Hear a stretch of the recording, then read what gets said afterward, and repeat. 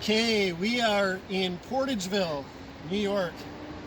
My daughter asked me on the way here, she says, who calls their town Portageville? Like that's a thing to do. So let me explain why it's called Portageville. It's all part of the lesson plan here. So the Genesee River behind us, you see that flowing. You see some rapids there. It starts in northern Pennsylvania, up in the hills of northern Pennsylvania, what we call the Allegheny Plateau. We know that water flows downhill from high elevation to low elevation. Low elevation is Lake Ontario. There's lots of little creeks and gullies that are going to connect up in the high hills to start to form the Genesee River. And those little rivers that connect in, those are called tributaries. So we're standing at Portageville. So what does portage mean? Portage means you take your boat out of the water and you walk it to connect it to the next body of water. The reason why this is called Portageville is because if you look at the water out here, you're going to see that there are some rapids. You can see that there's some tiny little waterfalls. And what's going on is we are about to enter Letchworth State Park, which is about here. And as the Genesee River goes into Letchworth State Park, it's going to go over 3 sets of waterfalls, upper, middle, lower falls. And there's no way you would be able to survive a canoe trip over these waterfalls. So if you were traveling the Genesee River north, when you got to Portageville, you would have to take your boat out of the water, carry it around the 3 waterfalls, and then you could put it back in and on your way northward towards Lake Ontario. You would hit another big waterfall once you get down into the city of Rochester. There's the High Falls district where there's another big gorge, another big canyon in there. So we are at the south end of Letchworth State Park. You can see that we're starting to get some rapids here. As we're moving into some really steep drop-off, some steep elevation, we're going to see lots of evidence for erosion by the river.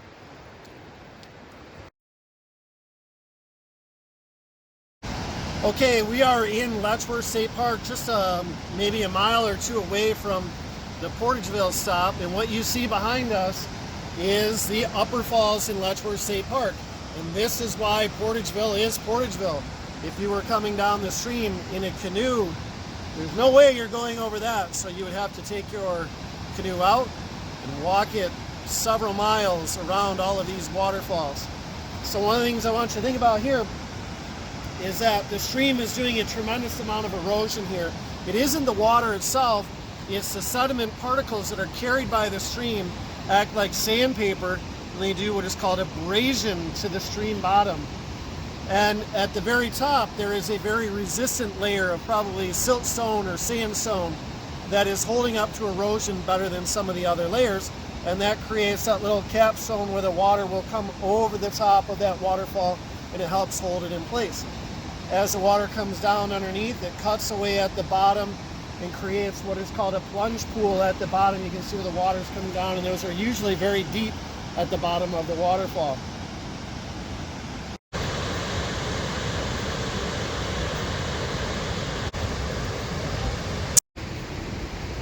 Okay, we are in between upper falls and middle falls.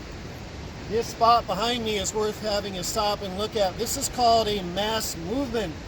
You could oftentimes call this a landslide or a mudslide. There's all different kinds of names for these mass movements. Here's what we want you to know about it. This is gravity acting all by itself, pulling material down the slope. At the bottom, you're going to see what is called a tailless pile. That is where the sediments build up. All these sediments then get carried by the stream northward towards Lake Ontario. Those are the sediments that do the erosion of the stream bottom. And they're also the sediments that are going to then be carried downstream. As they get carried downstream, they get rounder, smaller, smoother, and eventually some of those get deposited out into Lake Ontario in what is called a delta. Where we're standing is a tiny little stream which is starting up in the hills in Letchworth State Park, and you can see that it's making its way down from high elevation to low elevation, and eventually this is going to connect to the Genesee River. One of the things I want you to see as I walk through here, you can see lots of little sediments in here. These are the sediments that, when the water moves faster, they get moved along and they cut away at the bottom. They end up rounder, smaller, smoother. Anytime the water slows down, it's going to drop off sediments. So we can see that there's a natural dam here with a little stick, and behind that the water's slowing down, and behind that we have lots of little sediments that are being deposited. And we can see that a lot of these are pretty rounded and smooth from all the abrasion as they move down the stream. Eventually these sediments too will join in with the water into the Genesee River, and this water will eventually make its way out to Lake Ontario. We are located between Upper Falls and Middle Falls in Letchworth State Park. Behind me we have a straight reach of the Genesee River flowing north from the headwaters, which are back this way towards Pennsylvania, flowing towards the north towards Lake Ontario. You can see that the water is still moving pretty quickly, and here's some things that I want you to know about this location. I want you to know that in a straight stretch of the river, the water is going to flow the fastest just below the surface. And the reason for that is because along the stream bank and along the bottom of the stream, there's going to be a lot of friction between the water and the stream bed. If we hit a turn like this, we call this a meander where we have a turn, the water is going to flow the fastest towards the outside. And it's going to do the greatest amount of erosion on the outside. It's going to create a steep bank dominated by erosion. On the inside, the water is going to flow slowly, and it's going to pile up sediments that's going to be dominated by deposition. So in a profile view, we call this a cross-sectional view. What we would see is if you were on the outside bend, the water is going to be deeper on the outside bend, it's going to be shallower on the inside bend, and it's going to be dominated by deposition on the inside bend of the river. So this spot right here would correspond to this spot in the river right here, and this spot right here would correspond to this spot right here in the river. We're at Middle Falls. This is the second set of waterfalls coming from Portageville, headed north towards Lake Ontario. The very top of this waterfall has a very resistant rock layer which helps support that waterfall and help hold it in place. Now if you can see straight across, we've got some more of these mass movements where we can see part of the cliff is broken loose and worn down, and that material will then end up as part of what we call the bed load, which is a material that rolls around the bottom of the river, and some of that will be suspended as little bits of clay that will be carried by the river as well. When you visit Letchworth State Park, you have to be careful when you're walking up on the ledges because of the mass movements that periodically do break loose parts of the cliff.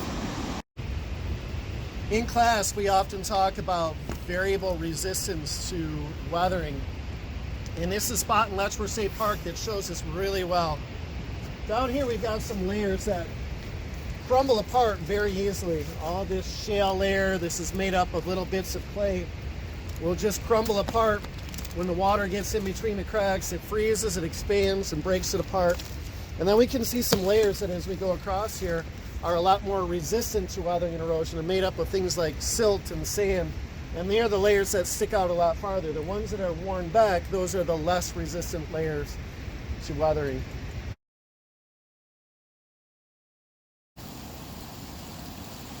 Behind me is Middle Falls. We're up at a spot called Inspiration Point in Letchworth State Park. It's one of the great overlooks of the Middle Falls. It's the one where you can get a rainbow as you are looking down into Middle Falls. Off in the distance, you might barely be able to make out that there's a train bridge going across Upper Falls. On a sunny day, you would be able to see that very clearly. Today, it's April 17th. It's snowing out. We'd love to have a sunny day, but this is what we've got. This part of the river is in the Allegheny Plateau. Plateaus are characterized by horizontal bedrock and very steep slopes. You'll notice how deep the canyon is here, all cut out by the Genesee River.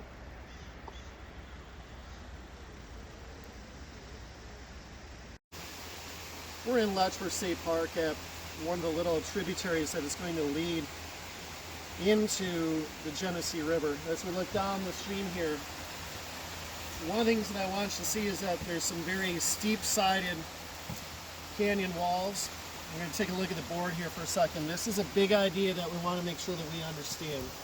That with rivers, especially with very young rivers like this, they're doing a lot of erosion. This is a very steep gradient.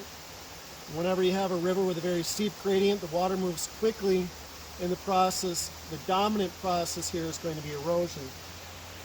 The water is carrying sediments which are going to be doing the erosion on the bottom part of the stream only, and it cuts a very deep V shape. If we have a glacier valley, the ice will fill in a river valley like this, but it will start to build up and it will erode away by dragging sediments along the sides of the valley and across the bottom, and it will turn a valley that looks like this, a river valley, into a very broad, wide valley that forms a U shape. So U-shaped valleys, we know that those have been cut out by glaciers. V-shaped valleys like the one that's right here, we know that that is dominantly formed by river erosion. We're in Letchworth State Park at one of the little tributaries which is eventually going to lead into the Genesee River. Here's what I want to talk about at this location: erosion and deposition. Whenever we have a turn like this, the velocity of the water, that means the speed of the water, is going to change depending upon which side of the bend you're on. Currently, I am standing on one of the outside bends. It's like I'm right here, and this side is going to be where you have the greatest velocity and you have the greatest amount of erosion. The side the camera view is on the inside bend, and you're going to notice that there's lots of rocks piled up on the inside. That is the deposition side. So I'm going to walk where the water is flowing the fastest. You're going to be able to see it inside of the stream, that the water is going to be going the fastest over here. It's going to be headed right towards this bank, and it doesn't have a steering wheel, so it smashes right into this side of this bank, and this is the deepest part in here. As I walk across the bank to this side, this is the depositional side. You see lots of rocks piled up on the inside bend of the river. I'm going to step back into the river channel here. So the water is moving the fastest along this outside here. You see how I just stepped in really deep? This is a really deep part of the channel. It's cutting away. That makes this side of the channel very, very steep as it weathers and erodes this side. Little particles smash into it, loosen up the particles, and then these slide down into the channel. So this part on the outside is the deepest. It's too deep for me even walking right now. On the inside, this is called the point bar. Right where I'm standing, this is the point bar. And as I'm walking through here, this is where the water's moving very slowly. And then we're going to have deposition on this inside bend. There's erosion across on the other side. Now, as we keep going down the stream, you're going to see that the erosion and deposition side is going to change. So now as we go through this part,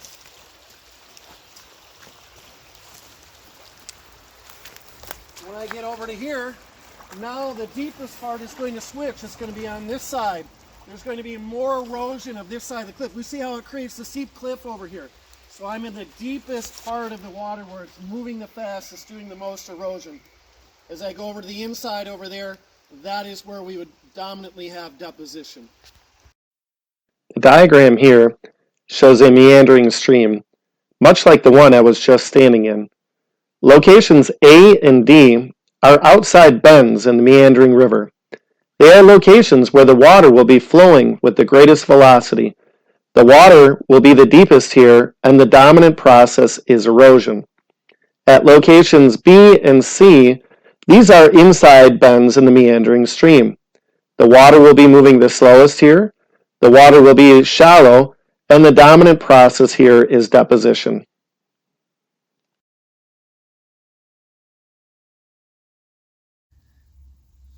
Okay, we're here in Letchworth State Park near the north end of the park at a place called the Hogsback. It is April 17th and it is snowing out. So here's what we want you to see here. But if you look across the way, you're going to see that there's a huge valley here that's been carved out by the Genesee River. But the Genesee River itself only occupies a very small amount of the river floor. And that river is going back and forth across the whole valley. It's been doing it for thousands of years since the ice retreated after the end of the last ice age. And you can see a cut bank and a point bar. And what I want you to see as we look across, I tried to draw you a little diagram, is that across the way here we have our happy little trees, we've got our grass, this is the ridge, and then we have a point that comes out here, and that is called the Hogsback. The river itself is going to go along the outside, and then it's going to wind around, and these are called meanders. And the water is going to travel the fastest along the outside, and it's going to cut it the deepest. The greatest amount of erosion is happening along this outside of this turn around the outside bend. Then when it hits the next bend over here, right below us, the river's cutting away at the side of the bank that is right below us, because we are standing somewhere like right about here. And the river is coming at us, and it's cutting away at the bank of where we are standing down below. Then it comes around the next turn. And then this is back to the outside turn again. So the water is going to be traveling the fastest. It's going to be going straight towards that outside bank. It travels the fastest. It does the greatest amount of erosion. And you can see how it cuts a really steep bank on the side where the erosion is happening. So some key things for you to understand are that the outside bend is where the water is traveling the fastest. It's dominated by the processes of erosion. And then when you are in the inside bend down in here, there is created what is called a point bar. It is a little bar, a little strip of sand and gravel that is deposited. When the river makes a turn, it slows down on the inside bend, and anytime a river slows down, it starts to drop off sediments that it was carrying. We call that deposition. So this is a depositional feature on the inside bend called a point bar. The outside bends over here, these are called cut banks. They're steeper and they're dominated by erosion. At the north end of Letchworth State Park, just beyond the Hogsback, you will find the massive concrete dam known as Mount Morris Dam, operated by the Army Corps of Engineers. This dam is equipped with turbines to produce hydroelectric energy. However, it has never been used for this purpose. The primary purpose of the dam is flood control for places further downstream, such as the city of Rochester. Normally, there's very little water behind the dam. However, in 1972, the dam was nearly overtopped by floodwaters from Hurricane Agnes, creating a lake for several miles behind the dam.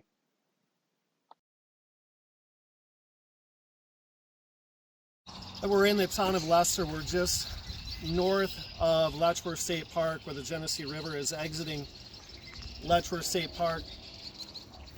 Right in front of me is the Genesee River, and then behind us, we'll let this car go by. So behind me is part of the Genesee River Valley, and you'll notice that there's lots and lots of farm fields here. And part of what is going on, if we take a look at our picture here, is we are in this broad part of the valley, and this valley was widened significantly during the last ice age. And the Genesee River itself has been going back and forth across this river for thousands of years. As it goes back and forth across the valley, it only erodes away at a small portion of it at any one time. But as the river has meandered, that means moved side to side across the valley, it has eroded away parts of the hills, and it carries the material from the hills down into the valleys and deposits that sediment. You have the bedrock down below, and then this valley is all filled in with thick layers of sediment, much of which is very fertile. There's lots of silt that is deposited when the river overflows, and that's what makes these valleys very fertile for farming. As the Genesee River flows northward, it opens up into a broad floodplain. The floodplain is the area where it periodically overflows during floods. This image from Peachtree Corners, Georgia website illustrates a floodplain. Photos taken from Google Earth show the floodplain of the Genesee River. You'll notice a couple of horseshoe-shaped landscape features called oxbow lakes. These are portions of the river channel that have been cut off by erosion.